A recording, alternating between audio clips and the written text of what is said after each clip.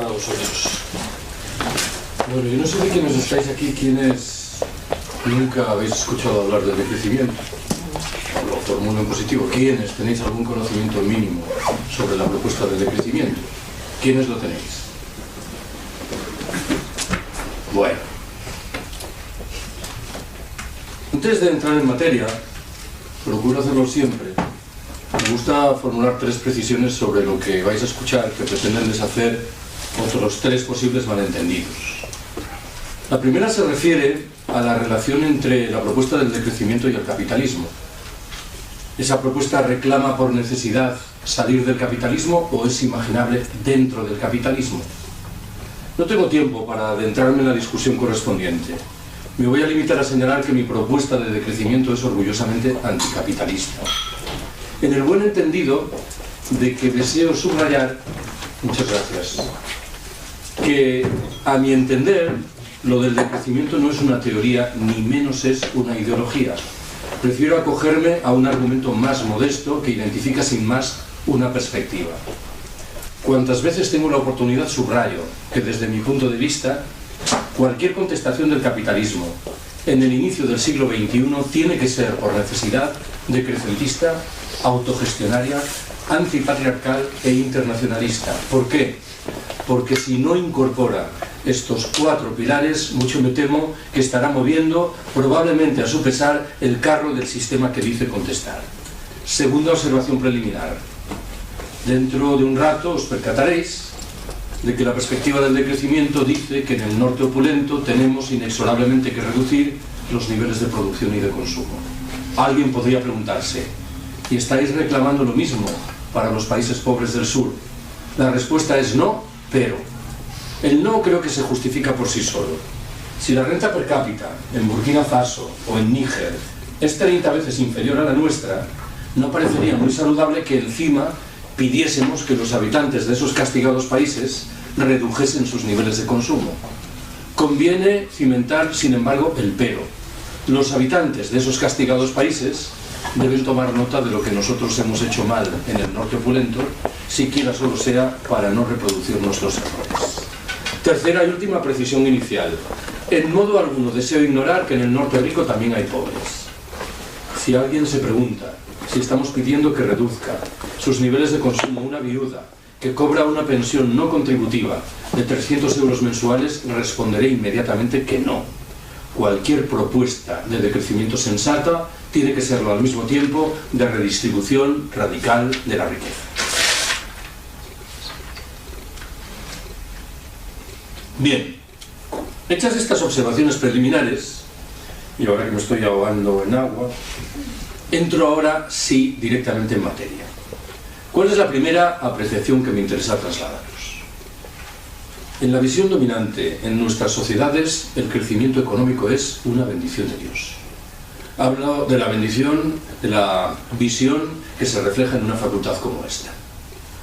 Conforme a esa visión, allí donde hay crecimiento económico hay también cohesión social, servicios públicos razonablemente asentados, niveles altos de consumo, la pobreza, el desempleo, en fin, no ganan terreno. Creo yo que sobran las razones para recelar de todas estas supersticiones. Me vais a permitir que de manera casi telegráfica enuncie media docena de esas razones. Primera, el crecimiento económico no genera, o no genera necesariamente cohesión social. China, como sabéis, ha crecido notablemente en las 2 últimas décadas. No creo que nadie sostenga en serio que China es hoy un país socialmente más cohesionado de lo que lo era 20 años atrás. Segundo, la relación del crecimiento económico con la creación de puestos de trabajo es mucho más nebulosa de lo que pudiera parecer. Las economías capitalistas desarrolladas han crecido notablemente en el transcurso de las 3 últimas décadas, una etapa en la cual llamativamente han procedido a destruir de manera numérica, objetiva, puestos de trabajo.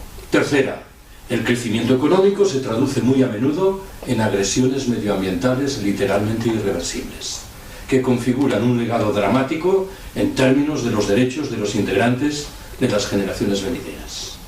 Cuarto, el crecimiento económico propicia en paralelo el agotamiento de recursos básicos que sabemos que, de nuevo, no van a estar a disposición de los integrantes de esas futuras generaciones que acabo de mencionar. Quinto, el crecimiento de los países ricos bebe, en un grado u otro, del expolio de los recursos humanos y materiales de los países pobres, algo que debiera configurar, qué menos, un problema moral para todos nosotros. Sexto y último, en el terreno individual, el crecimiento económico facilita el asentamiento de un genuino modo de vida esclavo, en virtud del cual tendemos a pensar que seremos más felices cuantas más horas trabajemos, más dinero ganemos y, sobre todo, más bienes acertemos a consumir. Detrás de este modo de vida esclavo hay como poco tres grandes pilares. El primero se llama publicidad, un conjunto de técnicas muy eficientes que nos obligan a comprar lo que con frecuencia no necesitamos y, llegado el caso, más aún, aquello que objetivamente nos repugna. El segundo de los pilares es, o era, el crédito, que permite que obtengamos los recursos necesarios para adquirir eso que no precisamos. El tercero y último de esos pilares se llama, en fin, caducidad. Los bienes son producidos de tal manera que en un periodo de tiempo muy breve dejan de funcionar, con lo cual nos sentimos en la obligación de adquirir otros nuevos. Siempre que me refiero a esto del modo de vida esclavo, procuro rescatar una anécdota omnipresente en la literatura sobre decrecimiento. En una de sus muchas versiones está ambientada en un pueblo de la costa mexicana. Un paisano se encuentra medio adormilado junto al mar, un turista norteamericano se le acerca, entablan conversación y en un momento determinado el turista pregunta: ¿y usted a qué se dedica? ¿En qué trabaja? Yo soy pescador. Caramba, un trabajo muy duro. Trabajará usted muchas horas cada día, ¿verdad? Bastantes. ¿Cuántas horas trabaja como media cada jornada? Bueno, yo le echo a la pesca un par de horitas o 3 al día. ¿Qué me dice usted? ¿Y qué hace con el resto de su tiempo? Yo me levanto tarde, pesco un par de horas, juego un rato con mis hijos, duermo la siesta con mi mujer y al atardecer salgo con los amigos a beber unas cervezas. ¿Pero cómo es usted así?, reacciona airado el turista norteamericano. ¿Qué quiere decir? ¿Que por qué no trabaja más? ¿Y para qué? Porque si trabajase más, en un par de años tendría un barco más grande. ¿Y para qué? Más adelante abriría una factoría aquí en el pueblo. ¿Y para qué? Con el paso del tiempo levantaría una oficina en el Distrito Federal. ¿Y para qué? Años después abriría delegaciones en los Estados Unidos y en Europa. ¿Y para qué? Las acciones de su empresa cotizarían en bolsa. ¿Y para qué? Sería usted inmensamente rico. ¿Y para qué? Bueno, qué sé yo. Al cumplir 65 o 70 años podría retirarse tranquilamente y venir a vivir aquí a este pueblo para levantarse tarde, pescar un par de horas, jugar un rato con sus nietos, dormir la siesta con su mujer y salir al atardecer con los amigos a beber unas cervezas. Todo aquello que se le prometía, luego de decenios de trabajo extenuante, era paradójicamente aquello de lo que ya disfrutaba en el momento presente. Siempre que cuento esta anécdota me veo obligado a reconocer que incorpora fugas importantes. Una de ellas se refiere al número de horas que trabajaba la mujer del mexicano protagonista, pero en fin, os pido que por una vez aparquemos esta dimensión de la discusión. Segunda observación que quiero haceros. Con mucha frecuencia somos víctimas de las grandes cifras que se nos imponen con significados a duras penas desentrañables. Me vais a permitir que tire de este hilo para formular dos apreciaciones que creo tienen la virtud de situarnos de lleno en la perspectiva del decrecimiento. ¿Qué dice la primera de ellas? El gasto sanitario anual per cápita en Cuba en el año 2005 fue de $236. El gasto sanitario anual per cápita en ese mismo año en los Estados Unidos se elevó en cambio a $5.274. Retraduzco el significado de estas dos cifras.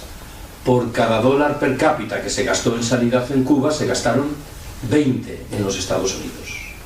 Y sin embargo, en ese año, las cifras cubanas en materia de esperanza de vida al nacer y mortalidad infantil resultaron ser muy similares a las estadounidenses. No solo eso, la Organización Mundial de la Salud determina cada año un ranking en el que pretende considerar cómo los habitantes de los diferentes países valoran los sistemas sanitarios respectivos.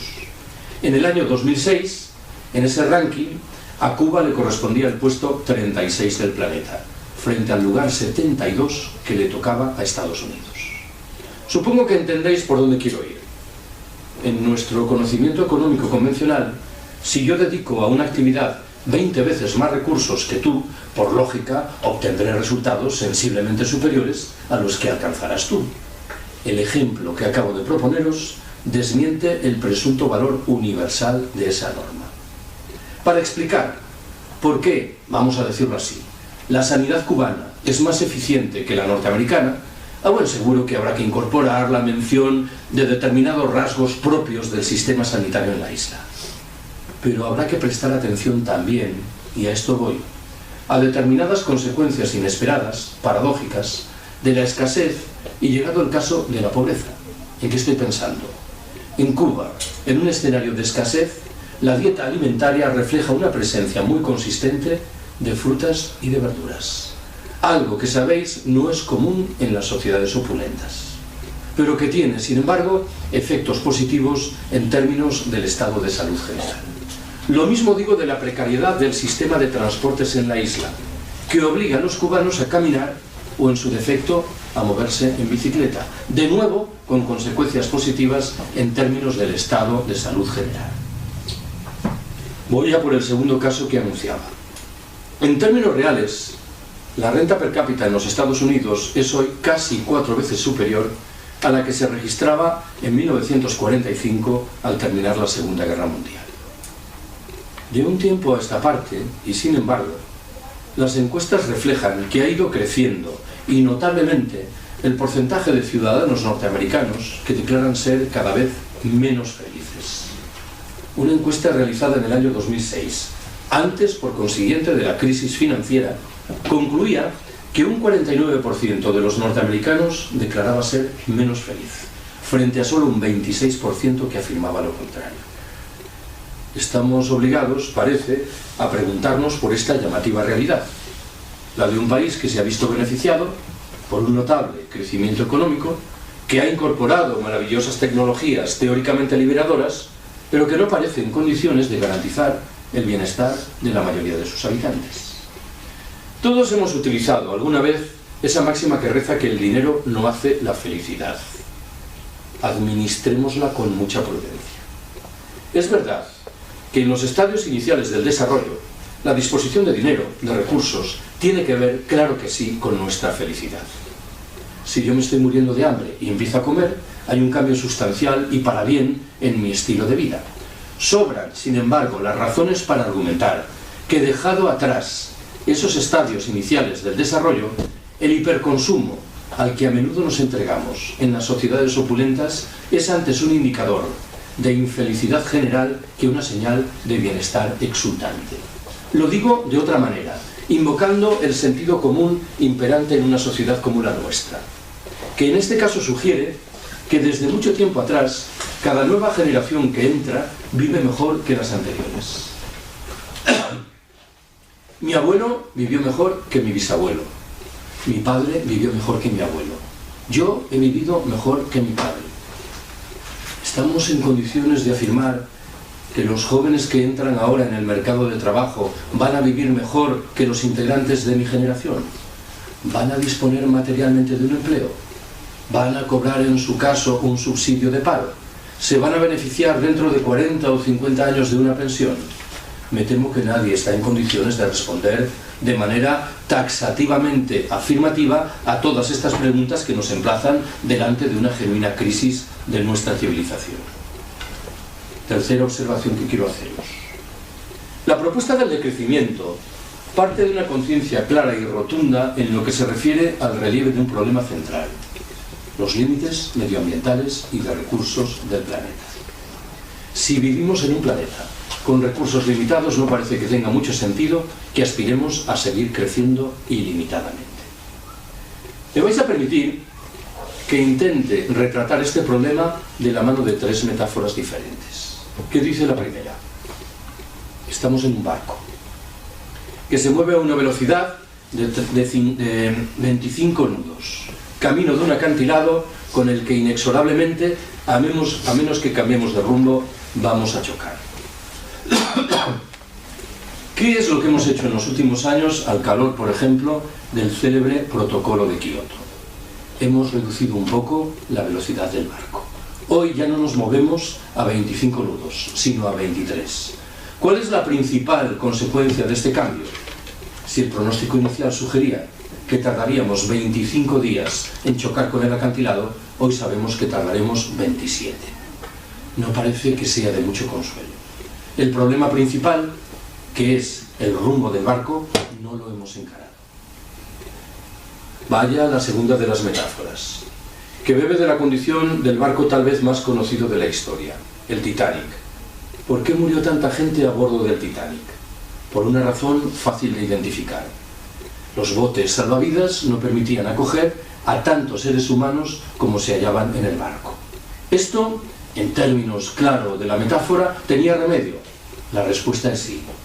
El remedio pasaba por desmantelar los camarotes de lujo del Titanic y utilizar la madera para construir nuevos botes salvavidas. Permitidme que en este caso subraye lo que entiendo que está implícito en la metáfora, cuestionando una vez más el discurso dominante. En este caso, el discurso dominante afirma que debemos encarar la resolución de todos los problemas de tal manera que nadie pierda. Esta es una genuina estafa moral. Quienes nos han situado al borde del precipicio económico, social y ecológico, por razón tienen que perder. Va la tercera y última de las metáforas. Estamos en un lago, en el que hay un nenúfar. Sabemos que el nenúfar se multiplica al ritmo de 2 por 1 cada día. Si el lunes hay un nenúfar, el martes habrá 2. Sabemos también que conforme a ese ritmo de multiplicación, el lago estará repleto de nenúfares al cabo de 20 días, con lo cual las plantas, faltas de espacio vital, perecerán. Si yo os preguntase, ¿en cuál de esos 20 días pensáis que el lago estará cubierto en su mitad por nenúfares? Un procedimiento de razonamiento rápido y espontáneo tal vez aconseje responder el día 10. No es, con toda evidencia, la respuesta correcta. La respuesta correcta es el día 19. El día 19 los nenúfares ocuparán la mitad del lago. Como quiera que se multiplican por 2 cada día, el día 20 colmarán todo el lago. El día 18 ocuparán una cuarta parte del lago. El día 17 una octava parte. El día 16 una 16ª parte. Pongamos por caso que estamos en el día 16. Alguien dirá, no es tan grave lo que hemos hecho. Solo hemos dañado una 16ª parte de la superficie del planeta Tierra. Alguien replicará, me temo, con mejor criterio. Hemos puesto en marcha un proceso endiabladamente rápido, de tal manera que nos quedan solo 4 días, y de tal manera por añadidura que cuanto más demoremos nuestra intervención, mayores energías, esfuerzos y recursos serán necesarios. Por detrás de estas metáforas hay un concepto, a mi entender, central para explicar muchas cosas importantes. Me refiero a la huella ecológica, que en sustancia mide la superficie del planeta, terrestre como marítima, que precisamos para mantener las actividades hoy existentes. Todos los estudios relativos a la huella ecológica concluyen que hemos dejado muy atrás las posibilidades medioambientales y de recursos que la Tierra nos ofrece. O lo que es lo mismo, que estamos chupando riquezas que no van a estar a disposición de los integrantes de las generaciones venideras. Pensad que la huella ecológica española es de 3,5. ¿Qué significa esto? Significa que para mantener las actividades económicas hoy existentes en España precisamos 3,5 veces el territorio español. ¿Cómo se mal resuelve este problema? A través de una presión inaudita, ejercida sobre los derechos de los integrantes de las generaciones venideras y a través de una presión no menos inaudita desarrollada sobre los derechos de muchos de los habitantes de los países del sur. Ante un escenario tan delicado como este, siempre me siento en la obligación de rescatar 2 opiniones que formuló en su momento uno de los pensadores que más admiro, Cornelius Castoriadis, el fallecido filósofo greco-francés. Hace tal vez 20 años, Castoriadis confesó que le producía mitad fascinación, mitad indignación comprobar cómo las personas que entre nosotros reclaman reformas políticas, económicas y sociales radicales son inmediatamente descalificadas como si se tratase de soñadores incorregibles. En tanto en cuanto, sorprendentemente, nuestros responsables políticos, que en el mejor de los casos miran a 2 años vista, se nos presentan como personas ecuánimes que tienen respuestas objetivas a todos los problemas importantes. Castoriadis agregó, segunda de sus observaciones, que ante un escenario tan delicado como ese, deberíamos actuar como lo haría lo que llamaba el pater familias diligens, el padre de familia diligente. El ejemplo que proponía era un poco truculento. Decía, imaginemos un padre o una madre al que le comunican que es muy posible que su hijo tenga una gravísima enfermedad. Parece que ese padre solo podrá reaccionar de una manera, colocando a su hijo en manos de los mejores médicos para que determinen si el pronóstico es certero o no lo es. Lo que ese padre, en cambio, no podrá hacer será reaccionar diciendo, bien, si es posible que mi hijo tenga una grave enfermedad, también es posible que no la tenga, con lo cual me voy a quedar cruzado de brazos mirando al futuro. Me temo que esto es lo que la especie humana está haciendo en relación con la crisis ecológica. Cuarta observación que quiero haceros. Estoy obligado a transmitiros el sentido de fondo de una propuesta central que nace de la perspectiva del decrecimiento. Para hacerlo, voy a rescatar un debate que se registró entre nosotros hace 30 años. Enfrentó entonces a un movimiento pacifista que empezaba a asomar la cabeza y a lo que hoy llamamos los sindicatos mayoritarios. El debate se refería al futuro de la industria de armamentos. Los pacifistas decíamos, hay que cerrar esas fábricas. Los sindicatos respondían, hay que preservar los puestos de trabajo. Lo que estamos afirmando ahora es que un debate de la misma naturaleza debe cobrar cuerpo en los años venideros, bien que ampliado a otros muchos sectores económicos, aquellos que están en el origen del crecimiento imparable de la huella ecológica. Lo que estamos afirmando de manera más precisa es que hay que reducir la actividad productiva de segmentos de la economía como la industria del automóvil, la de la aviación, la de la construcción, como no la industria militar, la industria de la publicidad, por dejarlo ahí. Alguien responderá inmediatamente, si actuamos de esta manera, generaremos millones de desempleados en los Estados miembros de la Unión Europea. ¿Cómo haremos frente a este innegable problema? Desde la perspectiva del decrecimiento, la respuesta incorpora 2 elementos. El primero subraya que propiciaremos el desarrollo de aquellas actividades económicas que guardan relación con la atención de las necesidades sociales insatisfechas y con el respeto del medio natural. Si queremos decirlo así, estos segmentos de la economía seguirán creciendo. El segundo factor sugiere que deberemos repartir el trabajo en los sectores de la economía convencional que inevitablemente seguirán existiendo. El efecto principal de la combinación de estos 2 factores será, en términos individuales, que trabajaremos menos horas, disfrutaremos de más tiempo libre, acrecentaremos nuestra a menudo decaída vida social y, cuando sea posible, reduciremos nuestros a menudo desbocados niveles de consumo. Tengo yo la impresión, la certeza, de que este horizonte es claramente preferible al vinculado con lo que antes llamé un modo de vida esclavo. Permitidme, con todo, que formule 2 precisiones sobre lo que acabáis de escuchar. ¿Qué dice la primera? No estamos pidiendo, como algunos interpretan, llevar los niveles de producción y de consumo a 0. Esto sería un absurdo. Estamos diciendo que hay que rebajarlos para reconstruir niveles paralelos aceptables de huella ecológica. Un estudio realizado recientemente en Francia concluía, por ejemplo, que habría que llevar los niveles de consumo energético para situarlos en los propios de la década de 1980. No estamos pidiendo, en otras palabras, un regreso a la edad de la piedra. 1985 no es la edad de la piedra, aunque dicho sea de paso y entre paréntesis, tal vez la edad de la piedra tiene más ventajas de lo que una primera lectura invitaría a concluir. ¿Cuál es la segunda precisión? La propuesta del decrecimiento no tiene un cariz triste y sombrío. Parte de la certeza de que podemos vivir mejor con menos. su referente mental no lo aportan unos lamas que viven aislados en un convento en una cima del Himalaya, por respetable que pueda ser esta opción. Si alguien se pregunta, por ejemplo, ¿qué es lo que los principales teóricos del decrecimiento reclaman en materia de intercambio sexual?, responderé que reclaman, valga la paradoja, un crecimiento de las relaciones correspondientes, que justifican sobre la base de ¿qué? De la necesidad de recuperar la vida social que hemos ido dilapidando, absorbidos como estamos por la lógica de la producción, del consumo y de la competitividad.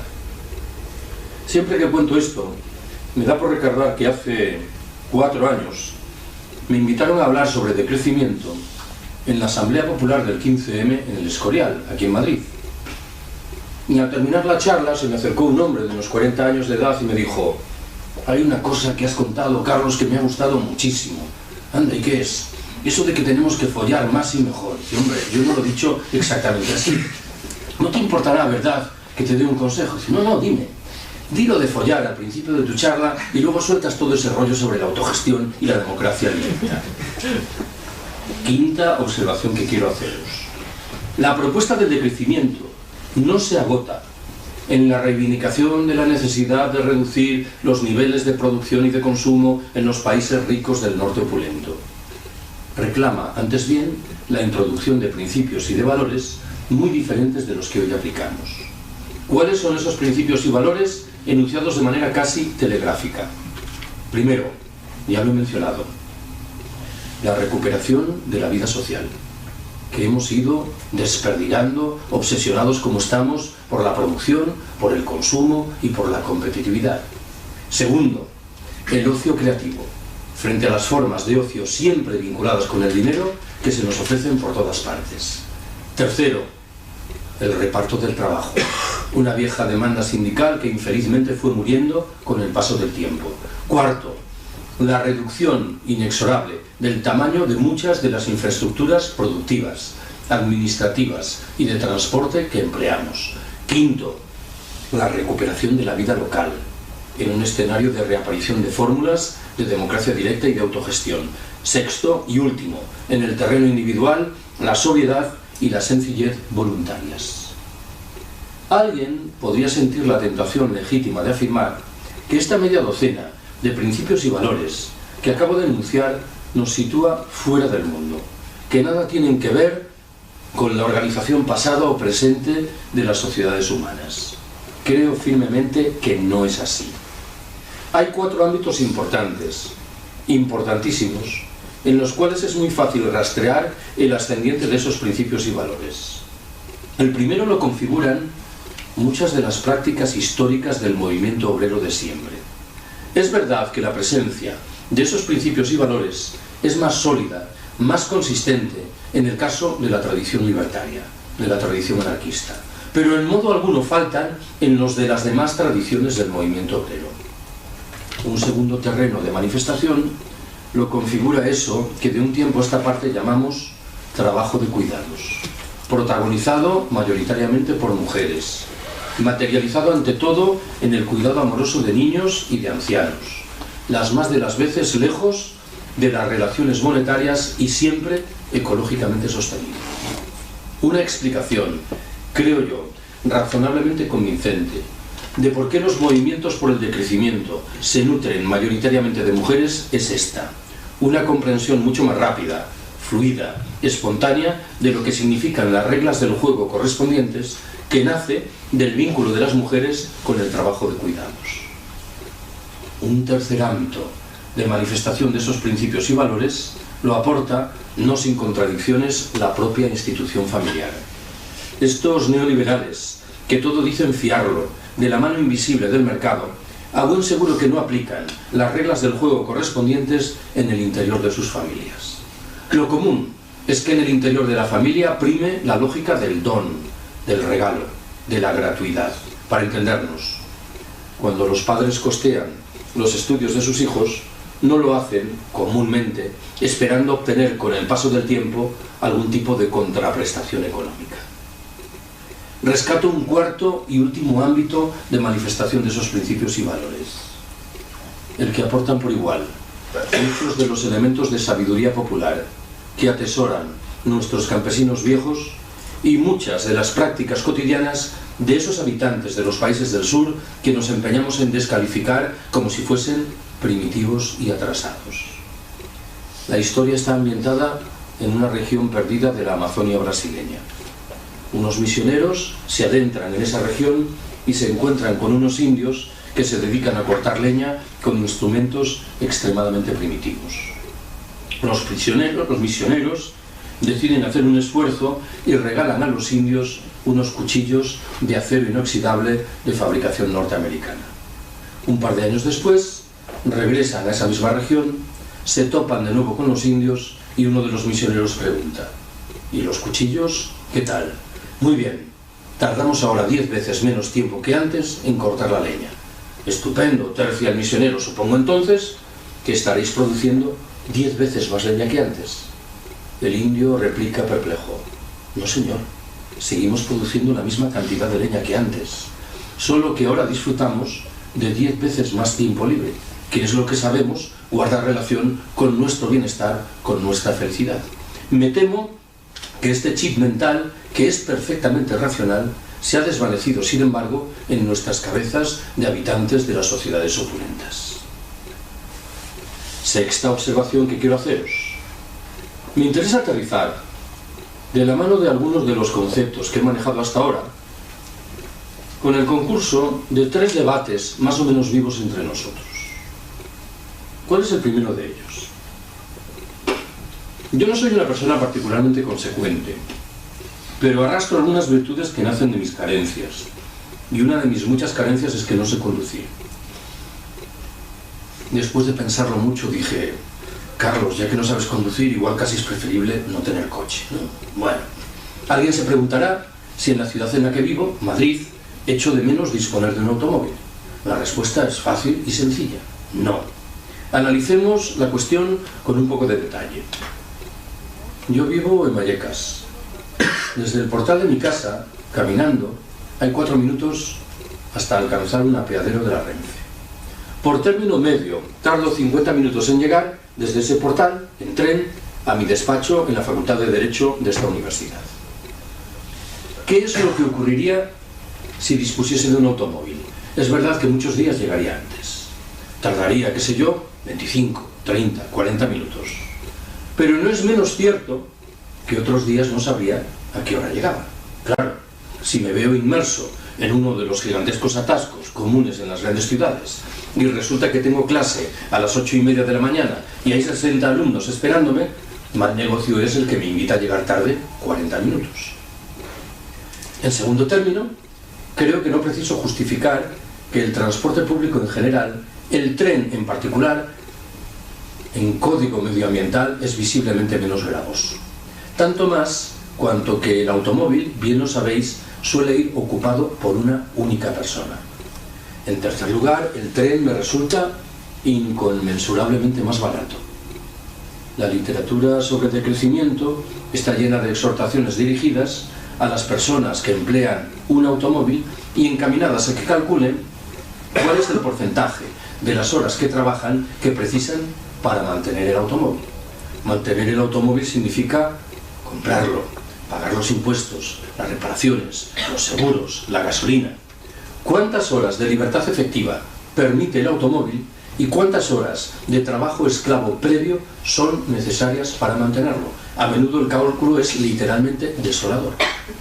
En cuarto término, yo en el tren puedo ir leyendo, algo que hasta donde llega mi conocimiento no debe hacer quien va conduciendo un coche. Menciono una quinta y última ventaja. La estación de tren de esta universidad se encuentra, afortunadamente, a 10 minutos del lugar donde yo doy mis clases. Supongo que entendéis el porqué del afortunadamente. Lo quiera o no, todos los días asumo un ejercicio físico y de mental que no desplegaría de disponer de un automóvil. No me malinterpretéis. No quiero que esto se entienda como un alegato hiperfundamentalista en contra del coche. Yo sé de sobra que hay personas que viven en determinados lugares o que tienen determinados trabajos que hacen inexcusable el concurso del automóvil. Tengo que partir, sin embargo, de la certeza de que no es esta la condición abrumadoramente mayoritaria entre nuestros conciudadanos. Segundo debate, el del la idolatrada alta velocidad ferroviaria, una especie de señal de orgullo de este país miserable en el que vivimos. ¿Qué es lo que yo creo conviene decir al respecto? Primero de los factores, el destrozo medioambiental provocado por la construcción de las líneas correspondientes, nunca contabilizado en los cálculos de coste-beneficio. Se ha dicho muchas veces que la irrupción del AVE debe permitir la desaparición del tráfico aéreo entre las ciudades comunicadas por ese tren. Es una media verdad. El tráfico aéreo entre Madrid y Barcelona se ha reducido, pero en modo alguno desaparecido. ¿Por qué? Por una razón que a buen seguro conocéis. Es muy sencillo encontrar billetes de avión sensiblemente más baratos que los que la Renfe oferta para el AVE. En cualquier caso, el AVE no es ninguna bicoca ecológica. Un tren que se mueve a una velocidad de 300 km por hora consume 9 veces más energía que otro que lo hace a una velocidad de 100 km por hora. Segundo dato, en España la irrupción fulgurante de la alta velocidad ferroviaria ha coincidido en el tiempo con el cierre de muchas de las líneas del ferrocarril convencional. Cierre que se ha justificado sobre la base de la idea de que no eran rentables. Pregunto yo, si los recursos faraónicos que se han asignado a la construcción de las nuevas líneas del AVE y los que se han destinado en paralelo en descarado provecho del transporte privado, en la construcción de autovías y autopistas, se hubiesen desviado, siquiera parcialmente, en provecho de la modernización del sistema ferroviario convencional, ¿podríamos afirmar que este último no es rentable? En tercer término, quiero recordaros que el AVE mejora las comunicaciones entre las ciudades, lógicamente grandes, que están en los extremos de las líneas correspondientes. En su caso beneficia a alguna localidad que se halla a mitad de camino, a costa de perjudicar palmariamente a todos los demás en virtud de un proyecto de estricta desertización ferroviaria. Yo soy gallego. A mí me gustaría poder contaros que en Galicia hay un lejano proyecto de construcción de una línea de alta velocidad que debe comunicar las dos ciudades más grandes, A Coruña y Vigo. No es un lejano proyecto. Prácticamente la obra está en funcionamiento. Entre A Coruña y Vigo hay 150 kilómetros de distancia. Están previstas 5 estaciones. Están construidas, mejor dicho, 5 estaciones. A Coruña, Santiago, Vilagarcía, Pontevedra y Vigo. Permitidme que ironice. Estoy imaginando al tren de alta velocidad acelerando en la salida de la estación de Vilagarcía de Arousa para frenar inmediatamente y entrar en la de Pontevedra a 20 kilómetros de distancia. Para cuestionar esto, me parece que no hace falta ser ingeniero. Estos trenes alcanzan velocidades notables cuando hay distancias respetables entre los núcleos de población que comunican.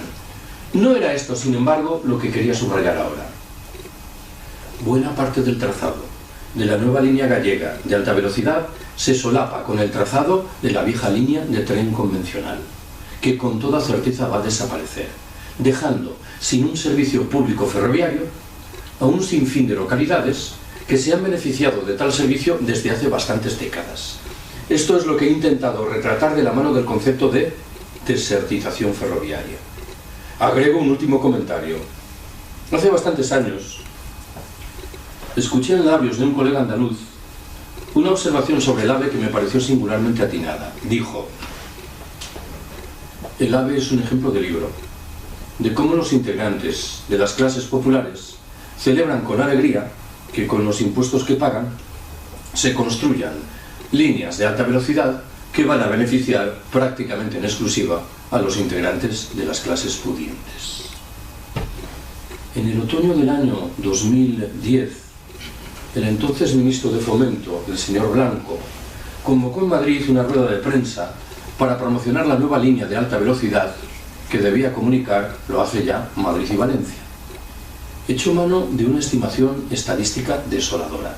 Dijo: la nueva línea de alta velocidad Madrid-Valencia-Madrid está llamada a permitir que se reduzca en un 55% el tráfico aéreo entre esas dos ciudades, en un 25% el tráfico en automóvil y en un 5% el tráfico en autobús. Retraduzco el que entiendo que es el significado insorteable de estas tres cifras. hemos invertido miles de millones de euros en aprestar una nueva infraestructura ferroviaria pública que va a permitir que la mitad de los ricos que se movían en avión entre Madrid y Valencia cambien al tren, mientras la abrumadora mayoría de los pobres que se desplazaban en autobús van a seguir desplazándose en autobús. No parece que sea el uso más sensato de los recursos colectivos.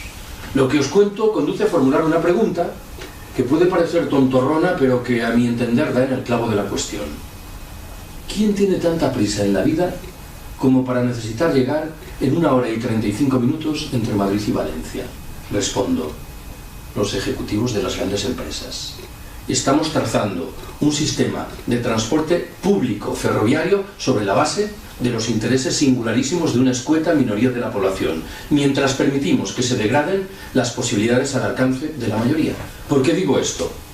Alguien podría razonar con un punto de ingenuidad diciendo, bien, si aparece una nueva oferta, la del AVE, pero no se dañan las anteriores, nadie podrá decir que está perdiendo. Con toda evidencia no es eso lo que ocurre. Cuando emerge el AVE, desaparecen como por ensalmo los trenes de precio razonable. El principal beneficiario del AVE, al margen de las empresas constructoras, lo configuran, paradójicamente, las firmas privadas de autobuses. Voy a por el tercer y último debate. He contado muchas veces que un compañero de departamento, desgraciadamente fallecido, repetía incansable que era firme partidario de la abolición plena de la pena de muerte, excepto en el caso de los arquitectos. Yo me tomo la licencia de sustituir a los arquitectos por los tertulianos de las radios y de las televisiones. Ya sabéis, los todólogos. Estas personas que suelen iniciar sus intervenciones diciendo, yo la verdad sobre esto no sé nada, para a continuación explicarte esto y demostrar que en efecto no sabían absolutamente nada. Bueno, hace años, contemplando una tertulia de televisión, observé atónito como uno de los todólogos al uso, persona de argumentos siempre vaporosos y siempre serviles con los poderosos, aquel día estaba sembrado. No estoy ironizando. Realizó una reflexión, a mi entender, muy lúcida, muy seria, muy puntillosa, sobre el delicado panorama energético que se nos echa encima en virtud del agotamiento de la mayoría de las materias primas que empleamos. Cuando terminó su intervención comprendí lo que ocurría. Ese análisis tan serio, tan lúcido, obedecía al propósito expreso de subrayar que existía, pese a todo, una tabla de salvación. Ya podéis intuir cuál era: la energía nuclear. Este buen señor había comido la víspera con uno de los representantes del sector atómico que le había explicado qué es lo que debía argumentar para justificar la conclusión de que la única salida llegaba de la mano de la energía nuclear. Conviene que a estas alturas no nos dejemos engañar. En el planeta hay uranio para 40 o 45 años. Pero quienes quieren convertir la energía nuclear en nuestra tabla de salvación afirman que hay que multiplicar al menos por 3 el número de centrales atómicas hoy existente. El cálculo aritmético es sencillo. Tendremos uranio para 15 o 17 años. Nadie sabe qué hacer con los residuos generados por las centrales. La construcción de estas, de los edificios, es muy onerosa en términos de cambio climático. La energía que producen resulta universalmente cara y reclama casi siempre de subvenciones públicas. Por no hablar de los problemas de seguridad de los centrales, un debate, bien lo sabéis, aireado por el accidente japonés de hace 4 años. Tiempo atrás escuché un trecho de una entrevista que Iñaki Gabilondo realizaba a esta estimulante figura intelectual que es el expresidente del gobierno español, Felipe González. Le preguntaba por esto que tengo ahora entre manos, el delicado panorama energético que se nos echa encima. González respondió que para hacer frente a ese panorama era preciso asumir 3 grandes medidas. 1. Desplegar energías limpias y renovables. 2. Diversificar los suministros. Y 3. Creo que cito literalmente, reabrir de manera mesurada el debate relativo a la energía nuclear. No me interesa ahora glosar lo que González dijo, sino llamaros la atención sobre aquello que significativamente no dijo. ¿Y qué fue lo que significativamente no dijo? Que en un escenario de escasez, la respuesta más lógica más racional y más inmediata es la que pasa por reducir el consumo, por racionalizarlo. ¿Por qué González no dijo en primer lugar lo primero que tenía que decir? Bueno, admitamos que cualquiera puede tener una mala tarde, pero creo que en este caso su silencio era doloso. Bien sabéis que González ha cobrado mucho, durante años, de una poderosa empresa del sector eléctrico. Su silencio era un silencio culpable. Estaba defendiendo obscenamente los intereses de la empresa que le pagaba. Para hacer frente al delicado panorama energético que tenemos por delante, es menester desplegar simultáneamente dos grandes medidas. La primera es la primera de las invocadas por González, ciertamente: energías limpias y renovables, pero nunca al servicio de nuestro estilo de vida depredador y derrochador, entre otras razones por una muy prosaica: no dan para eso. La segunda de las medidas pasa inexorablemente por reducir, que podemos hacerlo, nuestros niveles de consumo energético. Séptima y última observación que quiero haceros. He contado muchas veces, y hace unos años se publicó en Francia un libro, en cuyo propio título el autor subrayaba lo que entendía que eran semejanzas muy notables entre la crisis de 1929 y la del momento presente.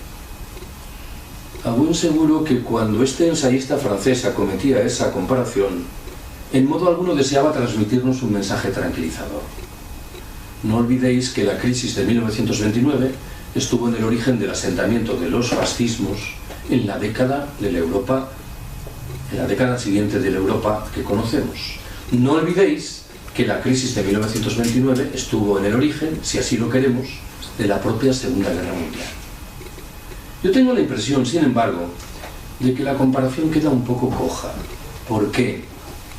Nos hemos acostumbrado a utilizar la palabra crisis en singular para identificar la modulación financiera del fenómeno. Y olvidamos con demasiada frecuencia que en la trastienda hay otras crisis, ahora en plural. ¿En qué estoy pensando? En el cambio climático, que es una realidad que ya está ahí y que no tiene ninguna consecuencia saludable. En el encarecimiento inevitable de los precios de todas las materias primas energéticas que empleamos. En los problemas demográficos que castigan en singular a determinadas regiones del planeta. En el mantenimiento de la situación de postración que en el terreno material como en el simbólico siguen padeciendo tantas mujeres. O en fin, y por dejarlo ahí, en la prosecución del expolio de la riqueza humana y material de los países del sur. Si cada una de estas crisis por separado es suficientemente inquietante, la combinación de todas ellas resulta literalmente explosiva. ¿Cuál es, desde mi punto de vista, el escenario de fondo? El capitalismo es un sistema que históricamente ha demostrado de siempre una formidable capacidad de adaptación a los retos más diferentes. La gran pregunta hoy, a mi entender, es la relativa a si no estará perdiendo dramática y rápidamente los mecanismos de freno que en el pasado le permitieron salir afuera.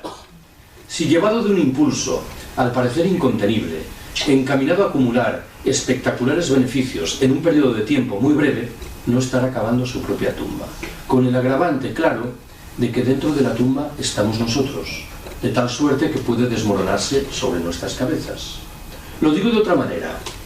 Uno puede y debe criticar agriamente al capitalismo por entender que ha sido de siempre un sistema injusto, depredador y excluyente.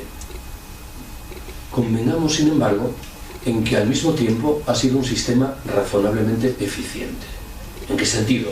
En el sentido de que ha permitido garantizar que la mayoría de los empresarios obtuviesen los beneficios que deseaban alcanzar. Hoy ni siquiera esto es evidente. Muchos de estos neoliberales que han rechazado orgullosamente durante 3 décadas toda intervención de los poderes públicos en la economía, ¿qué es lo primero que han hecho cuando las cosas han venido mal dadas? Tomar el teléfono y pedir las ayudas preceptivas de ministerios, de consejerías o de ayuntamientos. ¿Qué mejor indicador de pérdida de eficiencia básica? La propia imprevisión con la que el capitalismo obsequia a la crisis ecológica creo que nos emplaza delante de la conclusión de que el sistema se adentra a marchas forzadas en una etapa de crisis terminal. No olvidéis que hay un consenso abrumador en la comunidad científica internacional en lo que respecta al hecho de que es inevitable que la temperatura del planeta suba al menos 2 grados con respecto a los niveles de 1990. Una vez que llegue ese momento, nadie sabe lo que viene después. El consenso no es tan abrumador, pero en cualquier caso es muy amplio en lo que se refiere a otra idea, la de que el llamado pico del petróleo ha quedado ya atrás, de tal suerte que la producción de esa materia prima, con el paso del tiempo, se irá reduciendo y los precios se irán acrecentando. Después del pico del petróleo viene el pico del carbón, el del uranio, el del gas natural. Últimamente me da por recordar que hace unos meses, en un acto público, alguien me preguntó si, pese a todo, no apreciaba algún tipo de conciencia elemental entre nuestros gobernantes, los de ahora como los de hace unos años, en lo que se refiere a los retos derivados de la crisis ecológica. Preferí responder echando mano de la ironía y recordando algo que probablemente recordaréis también. En el mes de enero de 2011, esta otra estimulante figura intelectual, que es Alfredo Pérez Rubalcaba, entonces vicepresidente del gobierno español, convocó una rueda de prensa para promocionar una medida que, si queremos ser generosos, discurría por el buen camino, la de reducir la velocidad máxima en autovías y autopistas de 120 a 110 km por hora. 4 meses después, en abril de ese mismo año, el mismo personaje convocó otra rueda de prensa, de nuevo en Madrid, en la que en sustancia dijo 2 cosas. Una, que la medida de enero había producido los resultados apetecidos. La factura energética española había menguado en 400.000 millones de euros. Colado de promedio 1.000, 400 millones de euros. Y por si poco fuera, se había reducido el número de muertos en las carreteras. Que fue lo segundo que agregó Pérez Rubalcaba, que de resultas de lo anterior se restauraban los 120 km por hora de velocidad máxima. Yo hubiera esperado que alguno de los periodistas presentes en la rueda de prensa se hubiese aproximado al cuello de Pérez Rubalcaba con la sana intención de estrangularlo. Estaba violentando las normas más básicas de la lógica formal. Si yo despliego la medida A y afirmo que ha producido los resultados apetecidos, lo suyo es porfiar en la medida A, no retirarla. El Partido Popular, todavía en el gobierno, coquetea con el horizonte de elevar, para situarla en 130 km por hora, la velocidad máxima en autovías y autopistas. Me temo que esto retrata simbólicamente cuál es la conciencia ecológica de nuestros gobernantes. Estoy obligado, sin embargo, a tirar una piedra sobre mi propio tejado. He dicho que no aprecio en el capitalismo contemporáneo ninguna conciencia en lo que se refiere a los retos vinculados con la crisis ecológica. No es completamente cierto. Hace unos años se tradujo al castellano un libro de un periodista alemán llamado Karl Ameri. El libro se titula, entre signos de interrogación, Auschwitz comienza el siglo XXI. La tesis principal que maneja Ameri en esa obra sugiere que estaríamos muy equivocados si concluyésemos que las políticas que abrazaron los nazis alemanes 80 años atrás remiten a un momento histórico singularísimo, coyuntural y por ello afortunadamente irrepetible. Ameri nos exhorta, antes bien, a estudiar en detalle esas políticas. ¿Por qué? Porque bien pueden reaparecer en los años venideros, no defendidas ahora por ultramarginales grupos neonazis, sino postuladas por algunos de los principales centros de poder político y económico, cada vez más conscientes de la escasez general que se avecina y cada vez más firmemente decididos a preservar esos recursos escasos en unas pocas manos, en virtud de un proyecto de lo que algunos llaman ecofascismo, otros describen como darwinismo social militarizado. Creo yo que buena parte de las políticas que abrazan los sucesivos presidentes de los Estados Unidos hunden sus raíces en un proyecto de esta naturaleza. Hay una palabra que falta llamativamente en el discurso de nuestros responsables políticos, de todos nuestros responsables políticos, también de los aparentemente alternativos. Me refiero a la palabra colapso. Hace 3 años se publicó en castellano un libro curioso, del que es autor otro periodista, en este caso inglés, llamado Michael Joker. El libro tiene un título provocador: Historia de España, 2014-2033, crónica de un colapso. Es un manual de historia convencional, con fotografías, cuadros estadísticos, mapas, publicado en Reykjavik, la capital de Islandia, en el año 2034, que recoge, a mitad de camino, entre un humor socarrón y un argumento serio, un colapso, el español, que desde el punto de vista de Joker es el producto de la combinación de 4 elementos: el cambio climático, que empieza a pegar fuerte, ante todo en la parte meridional de la península ibérica, el encarecimiento inevitable de los precios de las materias primas energéticas, una crisis social en la cual ya estamos claramente inmersos y, en fin, el despliegue de políticas manifiestamente autoritarias. En los círculos en los que yo me muevo, lo del colapso suscita 2 reacciones diferentes.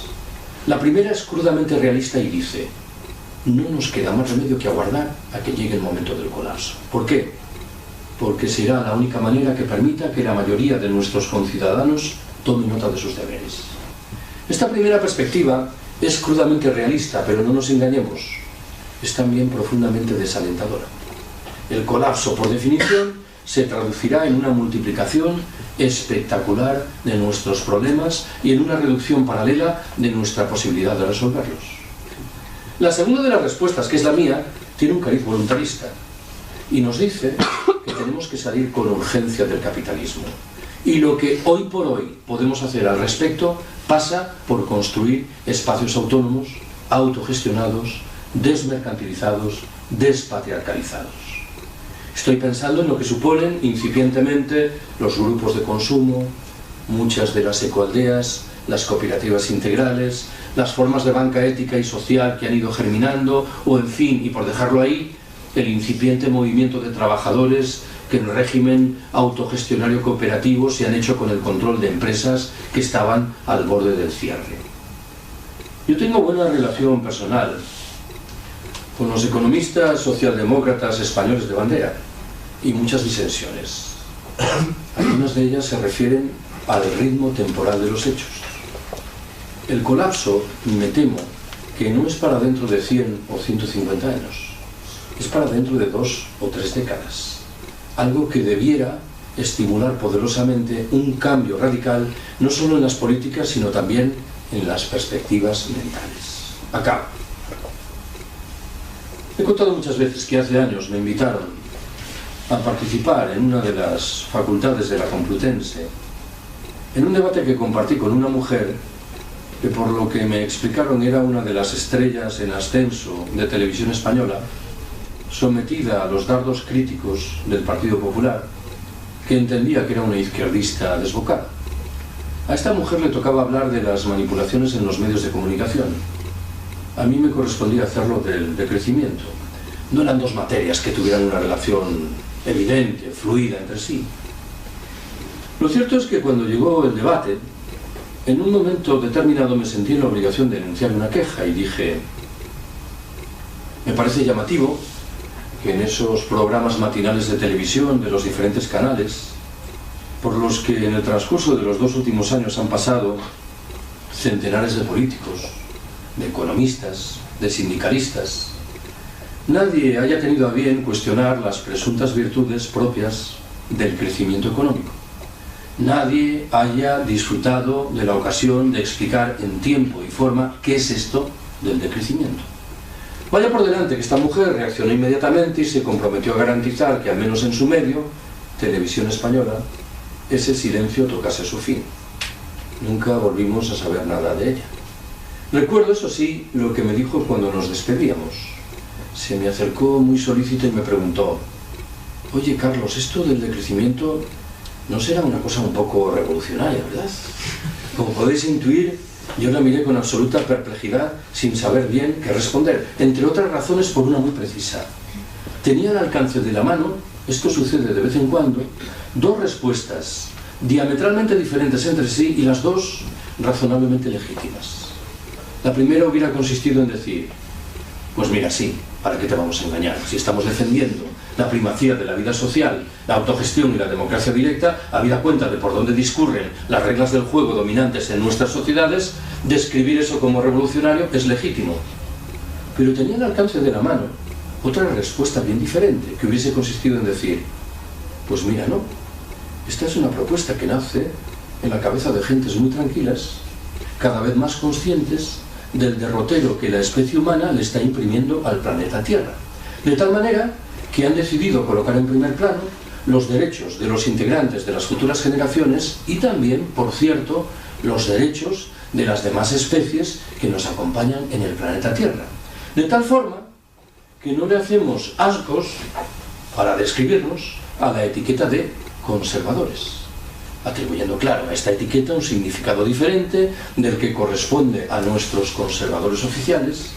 Bien lo recordaréis, esta otra estimulante figura intelectual, el señor Rajoy, que invocó el testimonio de su primo de Sevilla para negar que el cambio climático fuese una realidad.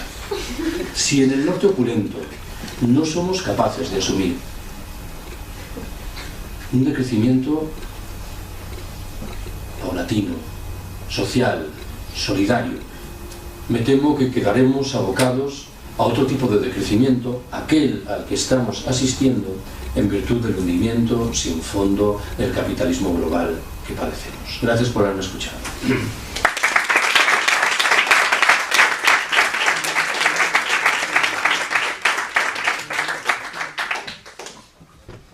Bueno, si alguien quiere hacer alguna pregunta o tal.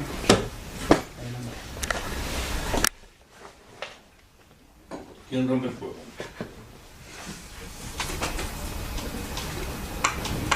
Sí.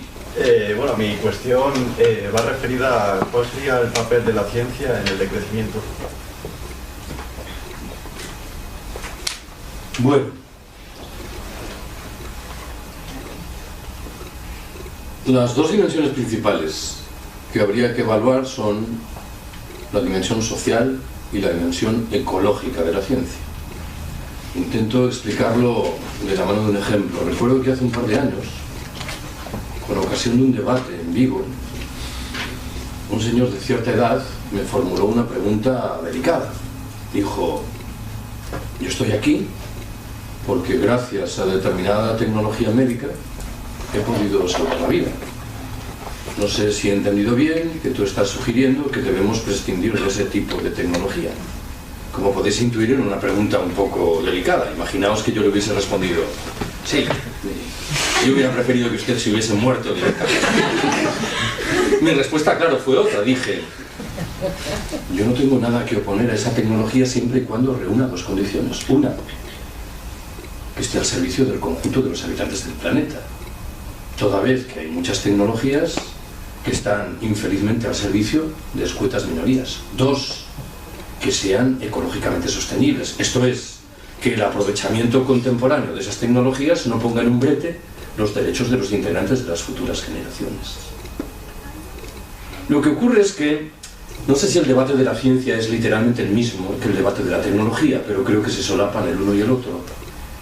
Vivimos en sociedades fundamentalmente tecnofílicas, y yo me siento en la obligación de llamar la atención sobre la conveniencia de sopesar críticamente la dimensión emancipadora de muchas de las tecnologías que el sistema nos regala generosamente.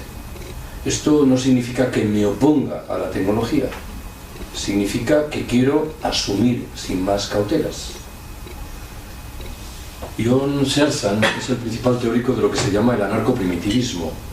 Es un pensador desmesurado, pero a veces intuyo que solo los pensadores desmesurados son interesantes. Sersan afirma con toda rotundidad que todas las tecnologías creadas por el capitalismo llevan por detrás la impronta de la división del trabajo, de la jerarquía y de la explotación. Es un argumento serio que conviene tomar en consideración.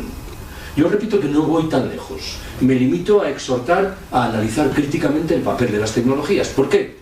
Porque a menudo olvidamos que muchas de ellas son nefastas y porque otras tal vez no son tan benéficas como el discurso dominante, tal y como se materializa en nuestras cabezas, invita a concluir. Pongo un ejemplo de esto y acabo yo a mi vez. las ilusiones ópticas que se vinculan con el uso de determinadas tecnologías materializadas en las redes sociales. Yo tengo 5.000 amigos en Facebook. Alguien podría pensar que mi vida social es inmensamente rica. Bueno, pues el problema, bien lo sabéis, es que a 4.983 de esos amigos no los voy a conocer nunca. Uno llega a casa por la noche, enciende el ordenador, entra en Facebook y puede dejarse llevar por la ilusión de nuevo de que este país se encuentra inmerso en una plena ebullición revolucionaria. Son obviamente nuestros amigos, que no configuran un retrato robot demasiado interesante de lo que ocurre en el país. Por eso digo, y me limito a afirmar esto, que desde la perspectiva del decrecimiento se trata de hacer un uso social y ecológico razonable de las tecnologías, pero no de acabar con ellas. ¿Qué más se os ocurre plantear? ¿Alguna enmienda a la totalidad? Aprovecho. Un poco para politizarlo un poco, aunque quizá no sea lo más debido, ¿qué papel jugaría la lucha de clases en el decrecimiento? Es una discusión de siempre, pero yo prefiero responder volviendo al principio de mi charla. Yo dije, el decrecimiento no es una teoría, ni menos es una ideología, es una perspectiva. Esto significa que es algo que hay que sumar a algo que está de antes. Yo no soy un decrecentista libertario, soy un libertario decrecentista, que es distinto. El armazón de mi pensamiento lo aportan los conceptos básicos del pensamiento libertario. La autogestión, el apoyo mutuo, la democracia directa, la acción también directa, la lucha de clases. Lo que sostengo es que a todo eso hay que aplicarle una perspectiva decrecentista. Entonces, la manera más rápida de responder a tu pregunta consiste en decir, el decrecimiento en sí mismo, per se, ni niega ni afirma la lucha de clases. Sin embargo, sumado a una perspectiva ideológica que sí que incorpore la lucha de clases, se convierte en algo vivificador. No agregado esa perspectiva, yo creo que tiene un interés muy limitado.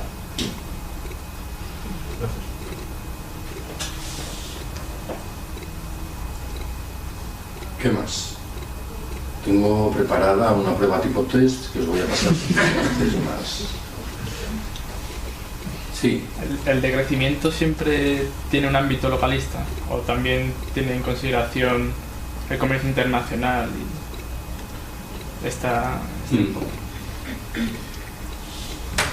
Por desgracia es un debate en el que hemos avanzado muy poco. ¿Por qué?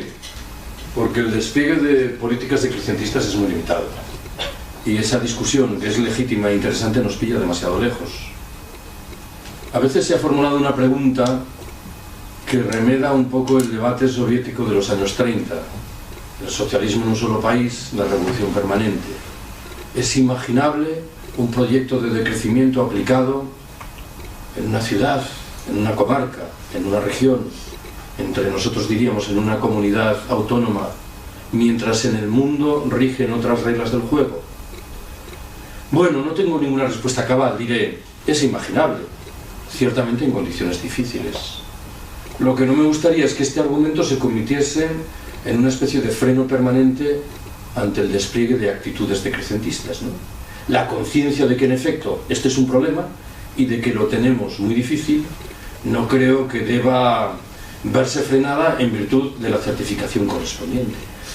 Pero en efecto, la perspectiva del decrecimiento plantea escenarios internacionales que acarrean, por ejemplo, que la propuesta tenga consecuencias en materia de lo que ocurre en los países del sur.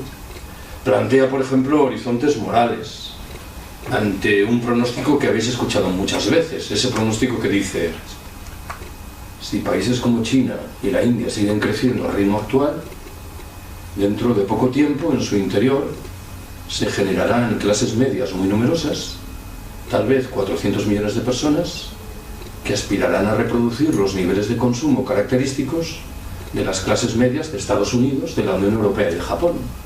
Si eso sucede, el planeta claramente no da para ello. Nuestra respuesta no puede consistir en decir, ustedes no. Los chinos y los indios dirán, nosotros no. ¿Por qué?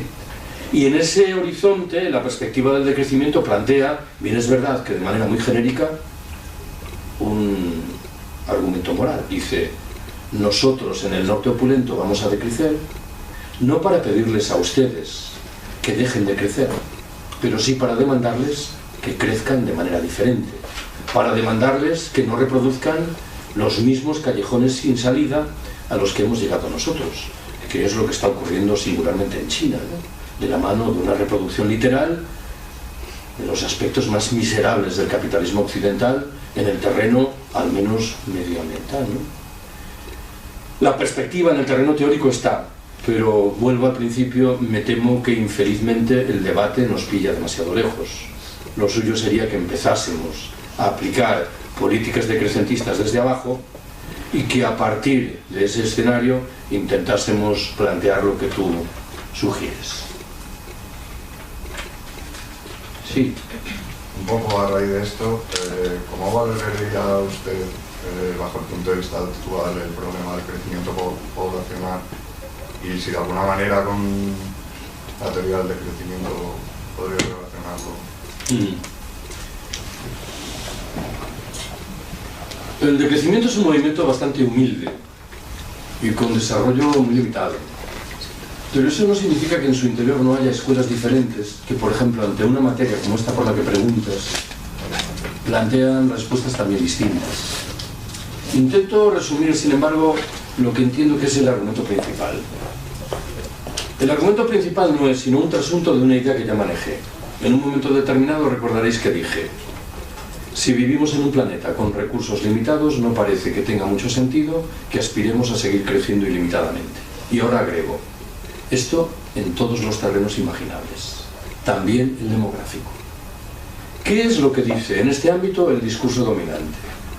El discurso dominante afirma que los problemas demográficos se hallan en vías de solución. ¿Por qué?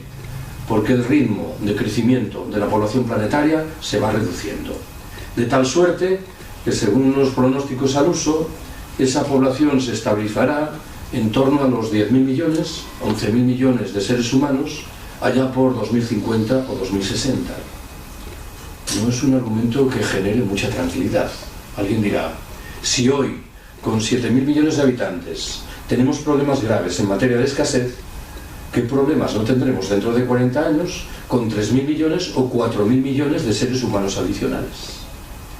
Me interesa subrayar, sin embargo, que la discusión correspondiente solo es parcialmente demográfica. Remite antes que nada al modelo de ser humano que tengamos en la cabeza. Una de las grandes preguntas que se formulan es: ¿cuántos seres humanos puede mantener el planeta Tierra? La única respuesta razonable dice: depende. Depende de qué modelo de ser humano tengamos dentro de la cabeza. Si estamos pensando en los niveles de consumo de un campesino de Burkina Faso, la Tierra da para alimentar a 23.000 millones de seres humanos. Si estamos pensando en los niveles de consumo de un madrileño o de un barcelonés que viaja una vez al año a Cancún y otra a las Islas Seychelles, la Tierra no da para alimentar a 800 millones de seres humanos. Las cosas como fueren, la mayoría de las escuelas decrecentistas reclaman el despliegue de políticas de control de natalidad, que, subrayo, nada tienen que ver con lo que antes he llamado ecofascismo o darwinismo social militarizado. El ecofascismo remite a una política expresa de marginación y de exterminio de buena parte de la población planetaria. Me permito formular una idea más. En realidad, esa pregunta que acabo de desarrollar hace un momento, ¿cuántos seres humanos puede mantener el planeta Tierra?, tiene un aberrante contenido antropocéntrico, en la medida en que olvida que somos una especie entre muchos millones. Tendremos que garantizar los derechos de las demás especies, con lo cual, en nuestra respuesta a la pregunta, habrá que computar lo que significan también esos derechos. Sí. Al hilo de lo que acabas de decir, ¿cómo ve el decrecimiento, la explotación animal, por ejemplo, el especismo? Pues creo que son dos movimientos muy próximos, con sintonía evidente, pero me engañaría si dijese que todos los decrecentistas están en esa perspectiva, ¿no? también hay aquí horizontes mentales muy diferentes. Pero habrás observado que en algún momento de mi charla he puesto el acento en esta dimensión de los derechos de los integrantes de las demás especies. Porque es cierto que la perspectiva del decrecimiento coloca en un primer plano los derechos de los seres humanos que todavía no han nacido, y bien está que lo haga. Pero en efecto hay que incorporar los derechos de esas demás especies.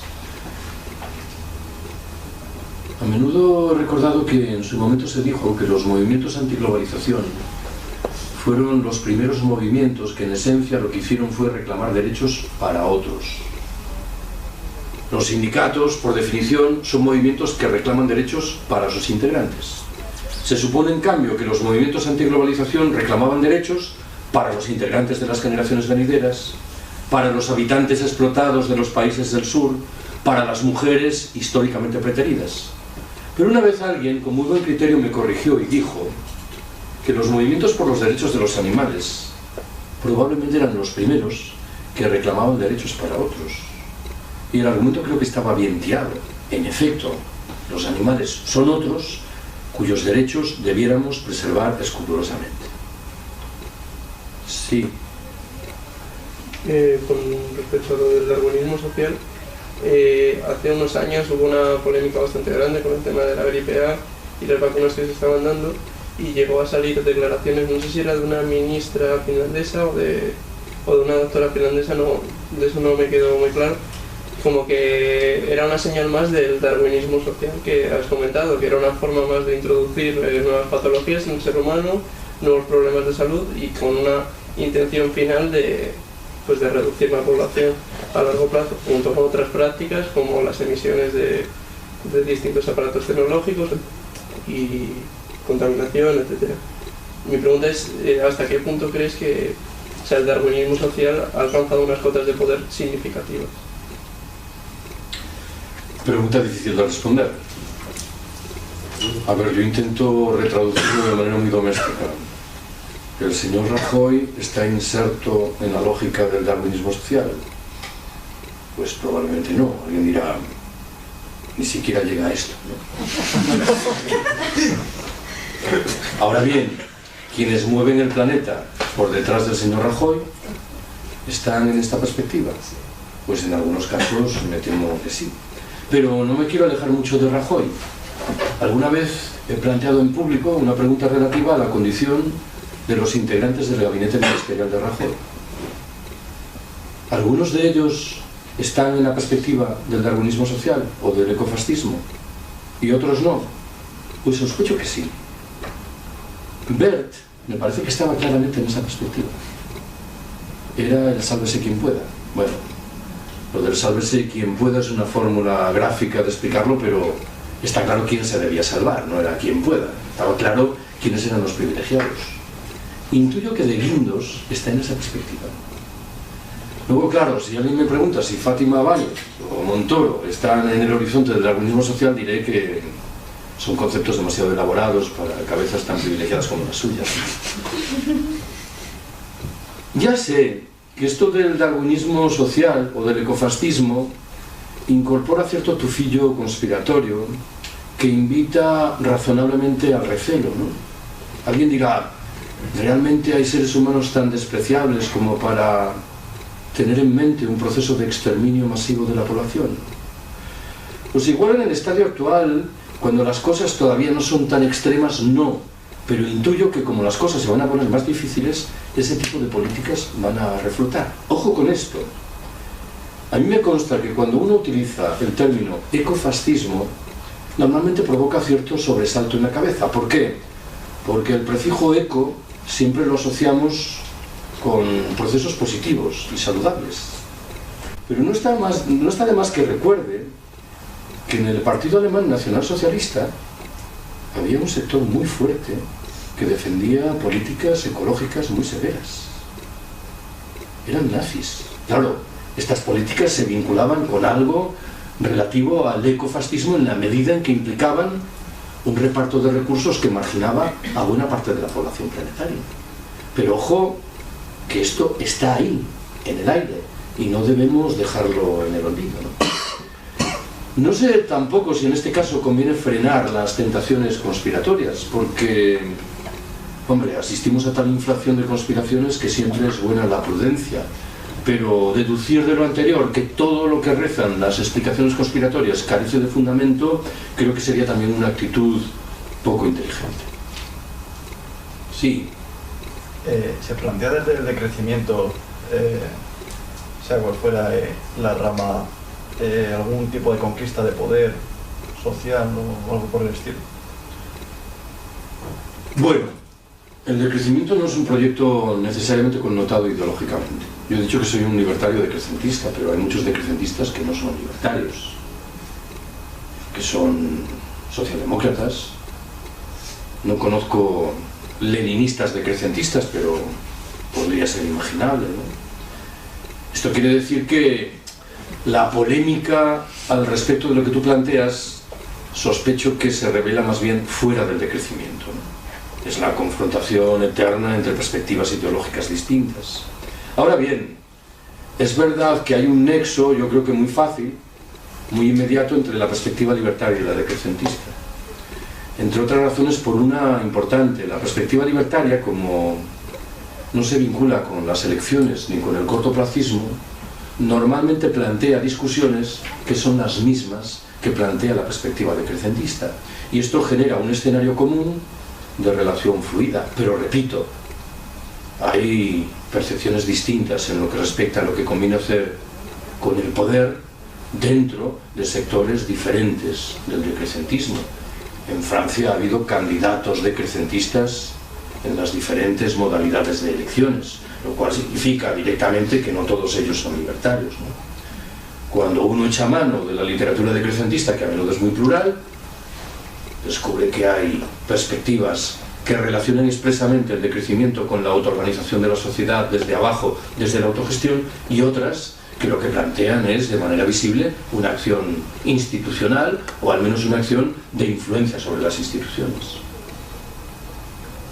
Quería preguntarte la opinión, cambiar de una economía capitalista a una estructura libertaria en la sociedad me parece una utopía porque no nos educan para ello.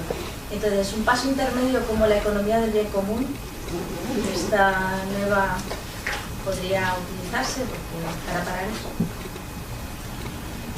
El problema en efecto existe y yo creo que lo he retratado bien. Yo he dicho muchas veces, a mi entender, el problema principal del decrecimiento no es un problema técnico, material, es un problema de cambio de chip mental. Y si alguien dice que esto es mucho más grave que lo otro, lo aceptaré de buen grado. Llevamos dentro de la cabeza la lógica de la competición que genera la mecánica del capitalismo y salir de eso no es sencillo. También admitiré que aunque siendo yo un libertario esto me guste poco, tiene uno que imaginar periodos de transición y que eso implica que no todas las reglas del juego de la sociedad que a uno le gustaría defender aparecerán repentinamente. Recelo, sin embargo, de la perspectiva de la economía del bien común. ¿Por qué? Bueno, por dos razones fundamentales. Una, porque me parece que no plantea realmente ningún horizonte de dejar atrás el capitalismo. Lo que reclama, antes bien, y yo sospecho que esta es una perspectiva más utópica que la del decrecimiento, es un capitalismo de sanas costumbres, en virtud del cual los empresarios asuman una conducta social y ecológica razonable. Claro, en algún trecho del libro de... no recuerdo cómo se llama, Filbert. ¿No habéis leído ninguno el libro este, La economía del bien común? Bueno, como se llame. Establece normas para frenar las fortunas, pero las normas son tan altas, yo no sé si son 10 millones de dólares como fortuna personal, como tope máximo. Dice, bueno, pues... Pero la segunda de las carencias es que, desde mi punto de vista, la economía del bien común no le otorga el relieve que le corresponde a la crisis ecológica. Sigue concibiendo los problemas ecológicos en el horizonte mental propio del capitalismo verde. Hay que estimular que el capitalismo reaccione ante la crisis ecológica y hay que hacer lo imposible para que la crisis ecológica se convierta en un negocio adicional. Y yo creo que esta no es la perspectiva adecuada, entre otras razones por una que mencioné antes, la temporal. el colapso está mucho más cerca de lo que pudiera parecer. Y en ese libro no se habla en realidad de colapso. Parece sobreentenderse que nos sobra tiempo para paulatinamente ir generando un capitalismo más regulado, social y ecológicamente más consciente. En ese sentido me cuesta trabajo imaginar que la economía del bien común puede ser una herramienta interesante en términos de tránsito de una sociedad capitalista a una sociedad que no lo sea.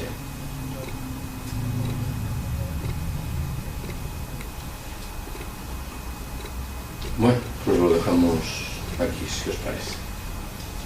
Gracias por haberme soportado.